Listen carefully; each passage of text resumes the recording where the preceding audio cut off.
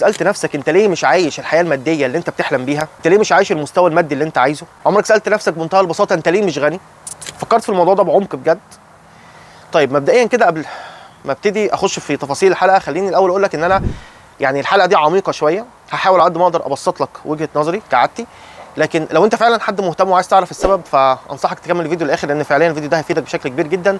وقبل ما نخش في تفاصيل الحلقه احب افكرك بالرابط بتاع الاستشاره المجانيه الموجود في الديسكربشن او في الوصف تحت الفيديو. وارجع افكركم يا جماعه، الاستشاره المجانيه دي مش مختصه بس بفكره البيزنس. لو انت عندك مشكله وحابب تحكي فيها احكي فيها، اي موضوع في الحياه حابب تتكلم فيه تقدر تتكلم فيه عن طريق الرابط ده، تحجز عادي جدا ونقدر نتكلم مع بعض باذن الله. نرجع دلوقتي لموضوع الحلقه. انا بصراحه قعدت كتير جدا افكر في السبب الحقيقي اللي مخلي الواحد مش غني. بس قبل ما نبتدي نتكلم في فكره السبب الحقيقي اللي مخلي واحد غني او مش غني، لازم الاول نعرف يعني ايه غني، لان انا تعريف غني بالنسبه لي بيختلف تماما عن تعريف غني بالنسبه لاغلب الناس.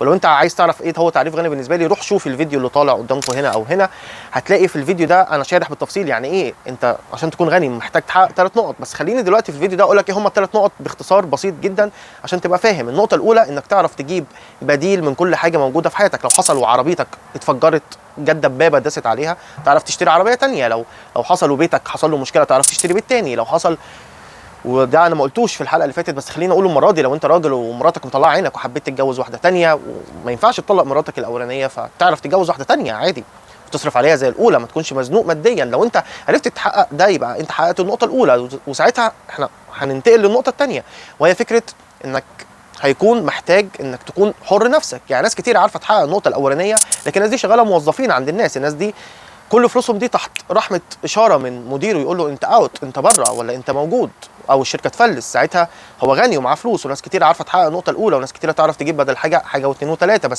بس الناس دي في الاخر عايشه تحت رحمه شخص معين. لو قال لهم انتوا بره مش هيعرف يصرف زي ما كان بيصرف قبل كده، مش هيعرف يعيش نفس المستوى المادي اللي كان عايشه قبل كده.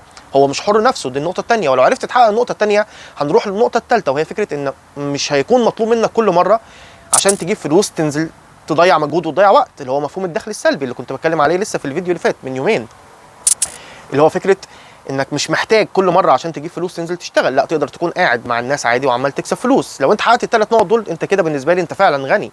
انا مش بعقد الموضوع، بس هو ده الواقع اللي احنا عايشينه في الحياه في الفتره الحاليه يعني.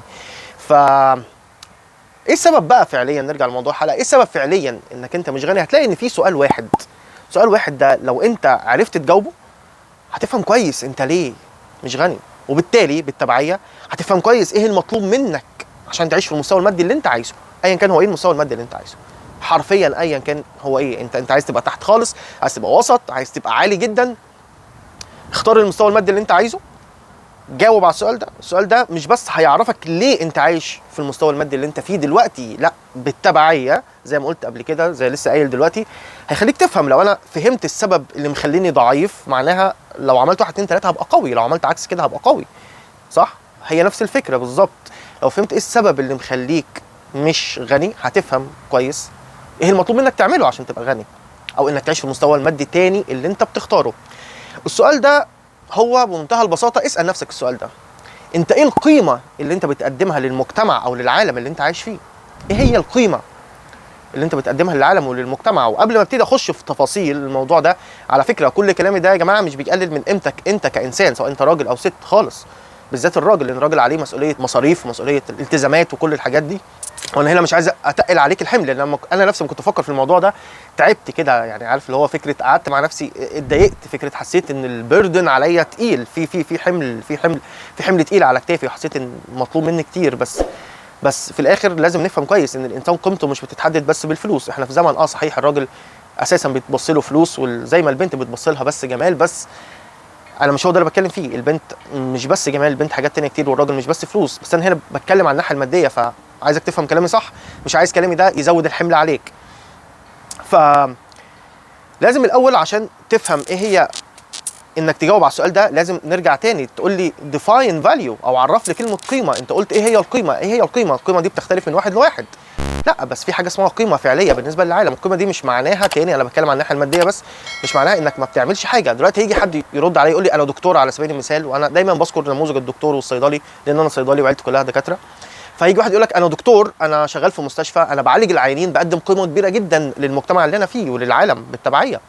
هاجي ارد عليه واقول له اوكي صح، انت بتعمل حاجه كويسه، بس انت فاهم كلمه فاليو غلط.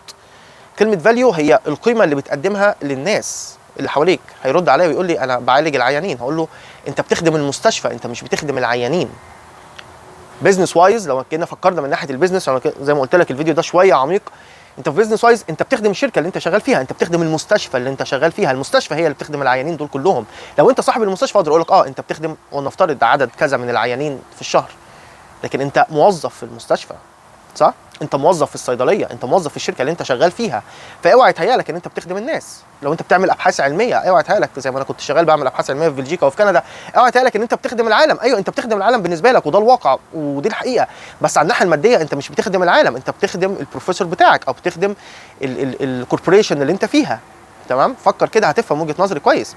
لما انت تبقى صاحب الجامعه يبقى انت بتخدم الناس دي كلها، اوكي. لما انت تبقى صاحب المستشفى يبقى انت تبقى صاحب الشركه، عشان مش عايز اطول. فلازم تفهم الاول فاليو هي الحاجه، القيمه اللي انت بتقدمها للناس، والقيمه دي هي عدد الناس اللي انت بتخدمهم فعليا. لازم تعرف كويس ايه هم عدد الناس اللي انا بخدمهم. وزي ما قلت لك وانت موظف انت بتخدم عدد واحد بس اللي هو الشركه. لو انت صاحب الشركه بتخدم الناس دي كلها، اوكي. فلو انت فكرت بالطريقه دي هتفهم كويس، اوكي يبقى انا مطلوب مني ان انا اقدم قيمه للمجتمع واقدم قيمه للعالم، والقيمه دي بتعتمد على الخدمه، والخدمه دي بتعتمد ان انا اغطي ناس كتير. يبقى ده معناه بالتبعيه ان انا لو غطيت ناس كتير وعرفت الفكره بتاعتي توصل لناس كتير، معناها بالتبعيه ان انا هبقى غني.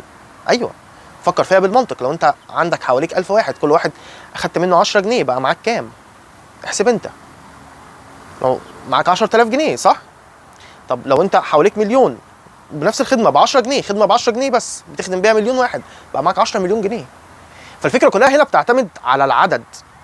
فالسؤال هو لازم تقعد مع نفسك وتكون صريح. ولما انت هتقعد مع نفسك هتكتشف حاجه مهمه جدا. هتكتشف ان المستوى المادي اللي انت عايش فيه حاليا، المستوى المادي انت وانا وكلنا، بيتناسب فعليا وبيتناسب طرديا مع القيمه اللي احنا بنقدمها للمجتمع. فمش هتقعد تشتكي كتير.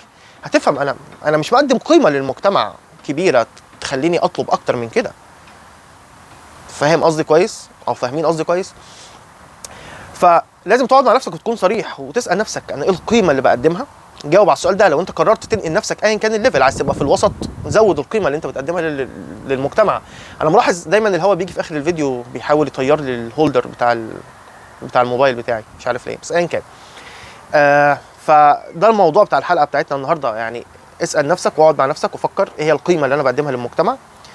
لو عرفت تجاوب على السؤال ده صح، اول حاجه مش هتتضايق من المستوى المادي اللي انت عايشه، مش هتتضايق من المستوى اللي انت فيه دلوقتي. ثانيا هتفهم كويس انك مطلوب تقدم حاجه للمجتمع وللعالم اللي انت عايش فيه لو انت قررت تنقل حياتك تخلي حياتك احسن. اتمنى يكون الفيديو عجبكم، وبعتذر لو طولت في الفيديو. وزي كل مره في اخر كل فيديو، خلي بالكم على نفسكم، خلي بالكم على الناس اللي بتحبوهم، واشوفكم فيديو جاي باذن الله. سلام.